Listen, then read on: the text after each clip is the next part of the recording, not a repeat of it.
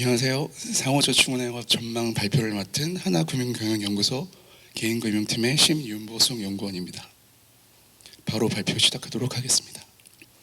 저축은행 업권은 올 한 해 높은 조달 비용과 건전성 부담으로 성장성과 수익성이 모두 부진한 모습을 보였으며 이러한 상황은 내년에도 지속될 것으로 보입니다. 높은 조달 비용과 부동산 금융 등 부실 확대에 따른 건전성 부담 확대로 기업 대출을 중심으로 디레버리징이 진행되었고, 디레버리징, 조달 비용 급증, 대손 비용 증가 등으로 적자 전환하였습니다. 내년에는 하반기부터 기준금리 인하가 예상되고 있으나 여전히 조달 비용 수준은 높고 부동산 금융 부실, 연체율 상승 등 건전성 악화 부담도 지속되면서 대출 자산의 축소 및 수익성 부진 현상은 지속될 것으로 보입니다.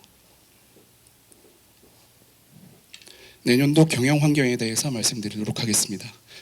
앞서 발표드린 것과 같이 24년에는 하반기부터 기준금리가 인하될 것으로 보이나 경기 회복은 제한적이고 부동산 수요 및 가격 회복 역시 제한적일 전망입니다. 금융권 수신 경쟁으로 인한 조달 비용 압박도 지속될 전망이며 정책당국은 충당금 적립 강화 등 리스크 관리 규제를 강화하는 한편 저축은행의 연체 채권 매각 대상 확대나 부동산 PF 연착륙 지원 등 부실부담 경감을 지원하기 위한 정책을 유지할 것으로 보입니다. 이러한 경영 환경 하에서 저축은행 업권의 성장성, 수익성, 건전성 전망과 주요 이슈들을 선정하였습니다. 이에 대해서는 뒤에서 자세히 설명드리도록 하겠습니다. 다음은 규제 및 정책 환경입니다. 규제 당국은 현재 리스크 관리 강화를 강화하는 한편 저축은행의 부실 부담을 경감시키는 방향으로 규제를 운용하고 있습니다.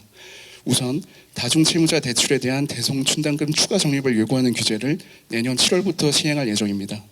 다중채무자 비중이 높은 저축은행 특성상 개인대출 부문 대출 태도 강화로 대출 성장이 제한될 수도 있을 것으로 보입니다. 또한 당국에서는 전금융권 PF 대주단 협약을 유도하고 한시적으로 여신 한도 규제 및 자기자본 조달 의무를 완화하는 등 부동산 PF 연착륙을 지원하고 있습니다. 8월만 현재 저축은행 사업장 81개에 적용되고 있는데 이러한 지원 정책으로 인해 부동산 PF의 단기적인 급격한 부실 확대는 제한적일 것으로 보입니다. 또한 그동안 캠코에만 매각 가능했던 개인 무담보 연체 채권의 매각처를 민간 업체로 확대하였습니다. 부실 채권 매각이 활성화되면 개인 신용대출 부분이 연체율이 안정화될 것으로 보이나 민간 업체들은 주로 담보 NPL 채권 위주로 거래한다는 점을 고려하면 연체율 개선 효과는 크지 않을 것으로 보입니다. 이제부터 본격적인 저축은행 업권 전망에 대해 말씀드리겠습니다. 우선 대출 성장성 부분입니다. 오른쪽 그림을 보시면 조달 비용이 올 한 해 급증하고 부동산 금융 부실 등 부실 확대에 대한 부담이 증가하면서 대출 금리가 비교적 낮은 기업 대출 중심으로 대출이 역성장 기조에 진입하였습니다. 24년에는 하반기부터 시작될 금리 인하로 조달 비용의 소폭 하락이 기대되지만 경기 개선 효과가 제한적이고 부동산 시장 회복도 미미한 가운데 부동산 금융 부실 우려, 연체율 상승, 리스크 관리를 강화하는 규제 환경 등으로 저축은행의 대출 태도는 강화되며 외형 축소세는 지속될 전망입니다. 다음은 수익성 부분입니다. 아래 그림에서 보시는 것과 같이 올 상반기 대손 비용은 이미 21년 수준을 상회하고 있고 오른쪽 그림에서 보시는 바와 같이 예수금이 축소하고 있음에도 이자 비용은 크게 증가하며 올해 저축은행 수익은 적자 전환하였습니다.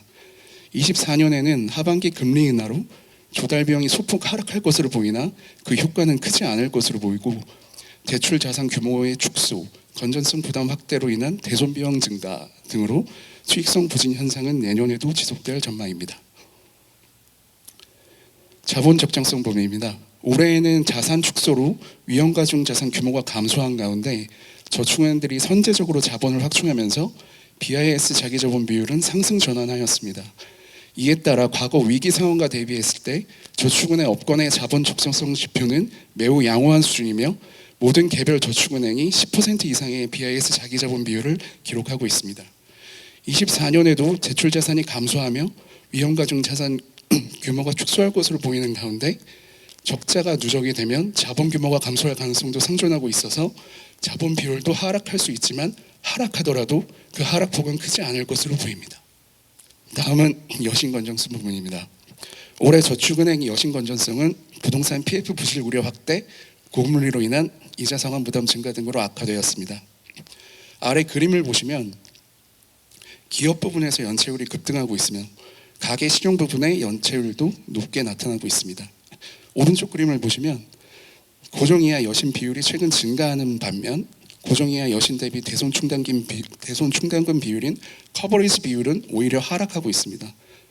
현재 부동산 PF의 연체율이 상승하는 가운데 부동산 PF 잔액은 소폭 감소에 그치고 있는데 이러한 부동산 PF발 건전성 저하는 하반기 혹은 내년부터 본격화될 것으로 보여서 건전성 부분 부담은 지속 확대될 전망입니다. 그럼 부동산 PF 부분에 대해서 더 자세하게 살펴보도록 하겠습니다. 아래 그림에서 보시는 바와 같이 부동산 PF의 고정이하 여신 비율은 총 대출 대비 낮게 나타나고 있습니다. 이는 당국의 각종 지원 정책 등으로 인해 부실 인식이 지연되고 있기 때문으로 보입니다. 요주이하 여신 비율만 살펴보면 부동산 PF의 요주이하 여신 비율은 이미 49%에 달하고 있습니다. 또한 저축은행은 타 업권 대비 브릿지론 대출 비중이 높고 브릿지론의 만기 연장 비중도 증가하고 있으며 고위험 사업장인 비아파트, 고위험 시공사인 투기 그리고 무등급 시공사 비중이 높게 나타나는 등 불안 요인들이 잔재하고 있습니다. 이 때문에 부동산 PF 관련 부실은 하반기나 내년부터 본격화될 것으로 보입니다. 이러한 가운데 앞서 말씀드린 것처럼 커버리지 비율은 100%를 하회하는 등 손실 흡수력도 저하되어 있어서 향후 부동산 경기가 회복하지 않는 한 건전성 악화로 인한 타격은 확대되고 장기화될 전망입니다. 그럼 부동산 PF 관련 불안 요인을 살펴보도록 하겠습니다. 우선 브릿지론입니다. 저축은행 부동산 PF 대출 구성을 살펴보면 절반 이상이 최근 리스크가 급증한 브릿지론으로 구성되어 있습니다. 최근 브릿지론의 회수가 부진한 가운데 비교적 우량한 사업장은 자유협약에 의한 만기 연장이 증가하고 있습니다. 한신평 보고서에 따르면 만기 연장 시 금리가 5에서 6% 수준에서 9에서 11% 수준까지 상승한 것으로 나타나 시공사의 채무 부담이 확대되며 브릿지론의 본 PF 전환 지연으로 저축은행의 자금 회수 기간도 장기화될 것으로 보입니다. 사업성이 낮은 사업장은 매각 등의 조치를 통한 자금 회수가 필요한데 최근 부실 사업장의 경매, 공매 유찰이 증가하면서 매각률이 하락하고 있어 매각을 하더라도 손실률은 크게 확대될 것으로 보입니다. 결과적으로 부동산 PF발 건전성 저하는 상당 기간 지속될 가능성이 높습니다. 다음은 사업장과 시공사 리스크입니다. PF 시공사 신용등급 비중을 살펴보면 저축은행은 타업권 대비 투기등급 또는 무등급 차주 비중이 월등하게 높게 나타납니다. 또한 비교적 리스크가 높은 비아파트 대출 비중도 약 85%로 매우 높습니다. 이런 취약성으로 인해 부동산 경기가 회복되더라도 정상화까지는 타 업권에 비해 더 오랜 시간이 필요할 것으로 보입니다. 이번엔 개인 신용대출 부문입니다. 최근 저축은행의 개인 신용대출이 급격히 증가하면서 총 대출 대비 비중이 약 26%까지 확대되었습니다. 하지만 금리 상승기에 진입하자 연체율이 급증하고 이에 따라 증가율은 급격히 둔화된 상황입니다. 저축은행 개인 신용대출 차주를 살펴보면 중저신용자 비중이 96%이며 다중채무자도 차주수 기준으로 71%, 잔액 기준으로는 79%를 차지하는 등 고위험 차주 위주로 구성되어 있습니다. 업권별 연체율을 비교해 보더라도 타 업권 대비 가계신용대출 연체율이 매우 높게 형성되어 있고 개인 무담보 대출의 경우 연체 채권의 매각도 쉽지 않아서 건전성 부담도 확대되고 있습니다. 또한 캠코가 매입한 무담보 채권의 규모가 21년 이후 안정화되고 있는 가운데 저축은행으로부터 사들인 무담보 채권액은 오히려 지난해부터 급증하고 있어서 이에 대한 우려가 확대되고 있습니다. 이에 따라 그동안 지속해왔던 공격적인 개인 신용대출 확대도 어려울 것으로 보입니다. 앞서 설명드렸던 저축은행 개인 신용대출 특성에 대해서 더 자세히 설명해 드리도록 하겠습니다.